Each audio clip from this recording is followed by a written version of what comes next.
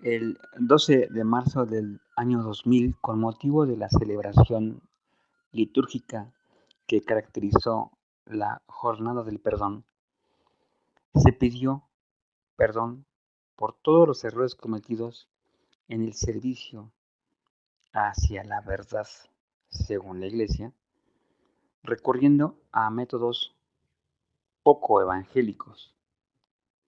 La Iglesia debe realizar este servicio imitando a su Señor, manso, bueno y humilde de corazón. La oración que dirigí entonces a Dios contiene los motivos de una petición de perdón que es válida tanto para los dramas ligados a la Inquisición como para las grandes heridas en la memoria que han provocado los actos de la Iglesia a través de los años en busca de su verdad.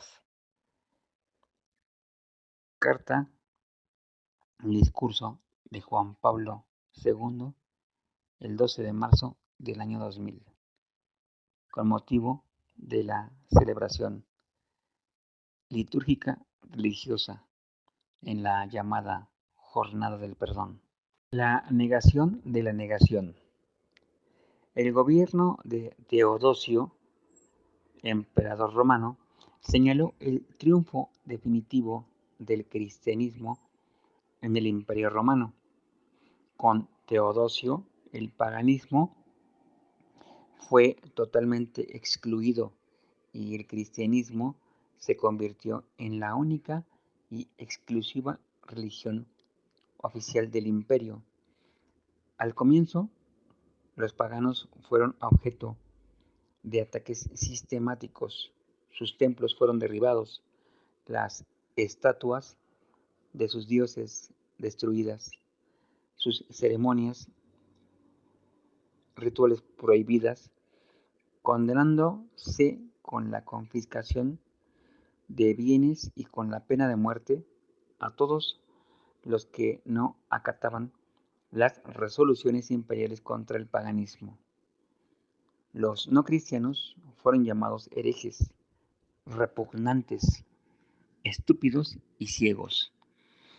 Ya desde aquellos tiempos había quienes consideraban que el miedo era esencial para mantener un orden jerárquico por decreto divino. San Juan Crisóstomo, obispo de Constantinopla, explicaba la necesidad del miedo, del terror.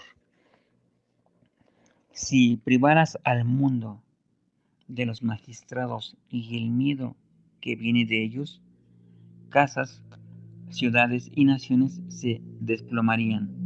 Gran parte de la actividad imperial consistió en reprimir a los arrianos. Apenas llegó a Constantinopla, Teodosio comenzó a expulsar a los que practicaban alguna religión contraria a la oficial. En el año 381 después de Cristo, el prefecto ordenó la clausura de todas las capillas arrianas en la ciudad y la expulsión de los que se sirvieran en ellas. Las mismas severas medidas fueron ordenadas en todos los dominios de Teodosio, no solo contra los arrianos, sino también en el caso de los maniqueos y de todos los otros herejes según la concepción religiosa de la nueva religión impuesta por los romanos. En el año 394 después de Cristo, los cultos paganos fueron oficialmente abolidos, consagrándose así el triunfo definitivo del cristianismo. Posteriormente, Teodosio proclamó al cristianismo como la religión oficial proveniente del poderoso Imperio Romano. A partir del año 435 después de Cristo, los considerados herejes en el Imperio Romano podían ser ejecutados por ley. La palabra hereje deriva del griego airesis, que significa elección, libertad, en el sentido estricto y amplio del concepto del libre albedrío o el poder elegir libremente sin ninguna imposición. Todavía se toleraba al judaísmo, pero se le fue aislando poco a poco. Estaba prohibido el matrimonio entre judíos y cristianos.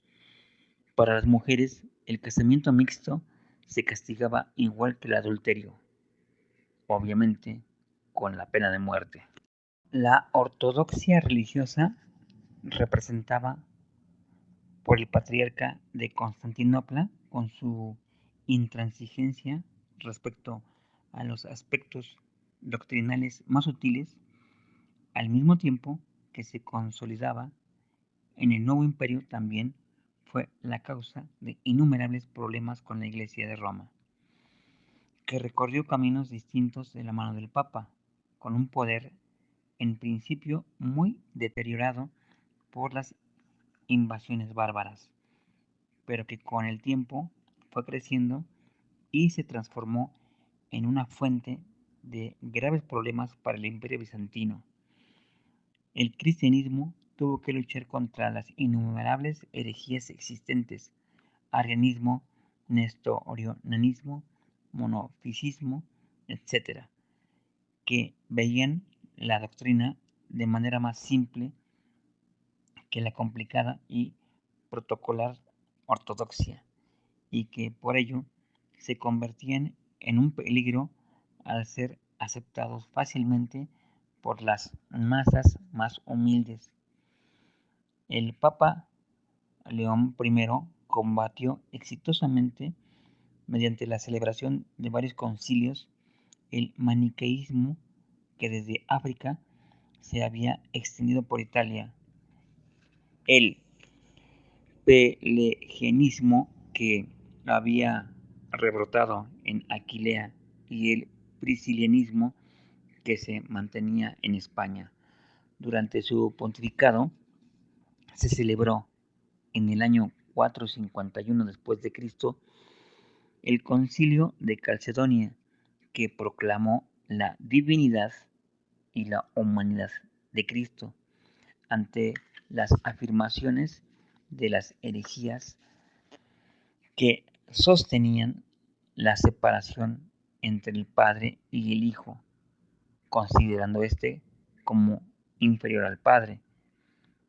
A medida que el Imperio Romano se derrumbaba, la Iglesia fue tomando el control total en Europa.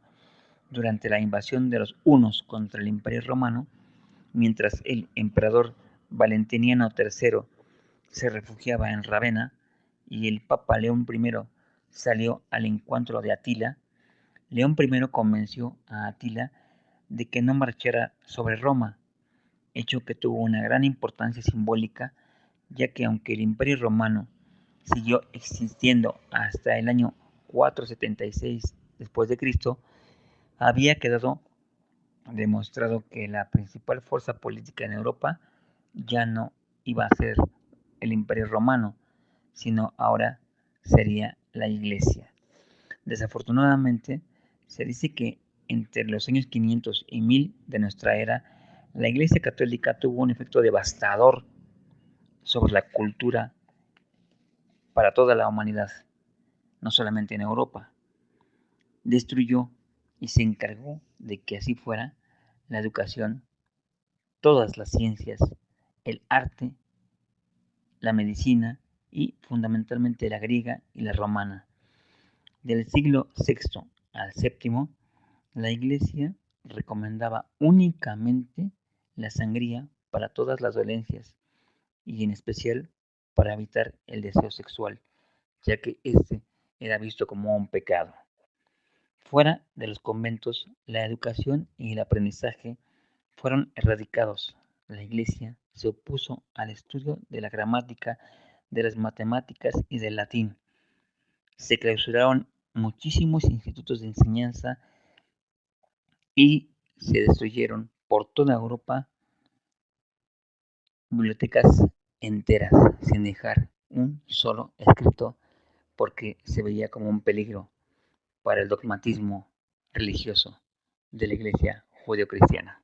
Es sabido que la Inquisición española fue un epítome de brutalidad y de salvajismo, y que mientras su sombra planeó sobre los reinos de España y ésta tuvo proyección en el más allá transfronterizo durante los 300 años de constantes guerras contra los protestantes, que al parecer eran muy malos, según ellos, a lo largo y ancho del mundo. Un caprichoso dedo pulgar, cuyo veredicto finalmente no favoreció a nuestro pueblo y a nuestra gran civilización, impulsó a la par que nuestra decadencia de esa gran civilización en el escenario geopolítico, la desaparición de aquella onerosa forma de gran tiranía y horror espiritual cometido por los bárbaros, por los seres diabólicos que llegaron a la gran Tenochtitlán. Durante muchos años se creyó erróneamente que la espiritualidad está basada en la doctrina de la compasión y de la humildad, pero la historia nos ha dicho lo contrario.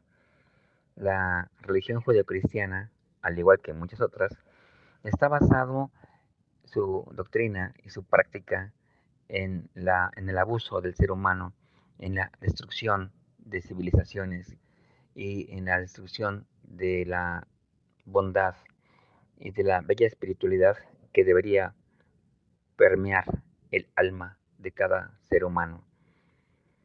La verdad está ahí y muchas veces es cruda. La tarea de nosotros como seres humanos es descubrir, entender y comprender la realidad y la verdad, objetivo primario que siempre debe buscar el ser humano.